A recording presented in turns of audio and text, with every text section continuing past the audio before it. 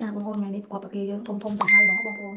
និយាយទៅគ្រាប់ប្រគេនេះខ្នាត30 ជាងខ្សែបងប្អូនណានិយាយទៅគឺល្អអញ្ចឹងបងប្អូនអញ្ចឹងអវ៉ាន់យើងយកមកគឺរស់រវើកអញ្ចឹងហ្មងហើយថ្ងៃនេះមើលគ្រាប់ប្រគេសបកវាក្រាស់អញ្ចឹងន័យថាប្រគេនឹងវាមិនមែនទំវាចាស់ហេងចាស់ខែបងប្អូនអញ្ចឹងមើលសបកដូចបងប្អូនឃើញអញ្ចឹងហើយយកមកគឺរស់រវើកអញ្ចឹងហ្មងហើយភ្ញៀវកំងអីគឺយើងដាក់ហូបអញ្ចឹងឲ្យតែបងប្អូនហើយចំនួនថ្ងៃនេះគឺគេកំងប្រគេហ្នឹង70គីឡូបងប្អូនខាងកាស្ណូគេត្រូវការប្រើថ្ងៃហ្នឹង70គីឡូប្រគេរស់អរគុណបងប្អូនដែលបានមើលវីដេអូនេះហើយបើសិនជាចង់បានប្រគេរស់អីអាចកំងបានអានេះគឺប្រគេយើងលក់ឲ្យភ្ញៀវបងប្អូនដោយសារគេយកទៅធ្វើញ៉ាំភ្លាមអញ្ចឹងយើងអត់ចាំបាច់ដាក់អុកស៊ីហ្សែនយកទៅឲ្យគេទេយើងកើបដាក់កេះហ្នឹងទៅដល់គេអូខេហើយឲ្យតែថាអាវ៉ាន់ហ្នឹងដល់គេនៅល្អនៅស្រស់នៅវានៅពើអីអញ្ចឹងណាអាហ្នឹងគេយកចេញពីទឹកវាអាចរស់បានទេបងប្អូនវារស់តិចតិចវានៅរស់តិចតួចអញ្ចឹងណាហើយដល់បងប្អូនជួយឃើញអញ្ចឹងគ្រាប់ប្រគេគឺសាហាវហ្មងគ្រាប់នេះធំមែនតើហ្មងបងប្អូនហើយថ្ងៃហ្នឹងគេយក70គីឡូហ្នឹងគឺគេយកដាក់កេះអញ្ចឹងទៅទាំងអស់អត់ចាំបាច់ដាក់ខ្យល់អុកស៊ីហ្សែនទេបើដាក់ខ្យល់អុកស៊ីហ្សែនប្រគេ70គីឡូរស់គឺច្រើនមែនតើបងប្អូនហើយអរគុណសម្រាប់បងប្អូនដែលគាត់ចង់បានប្រគេរស់គឺសមុទ្រផ្សេងអាចតាក់ទងពួកយើងបានតាម Telegram ដូចបងប្អូនឃើញអញ្ចឹងអាវ៉ាន់យើងគឺថ្មីរាល់ថ្ងៃអរគុណជម្រាបលាបងប្អូនចាំបងប្អូនតាក់ទងនៃការកំងណាបងប្អូនគឺកំងខ្ញុំអាវ៉ាន់ខាងពួកយើងមានណាពួកយើងអត់យកពីគេមកដើម្បីផុសឲ្យបងប្អូនកំងអត់មានអាវ៉ាន់ទេណា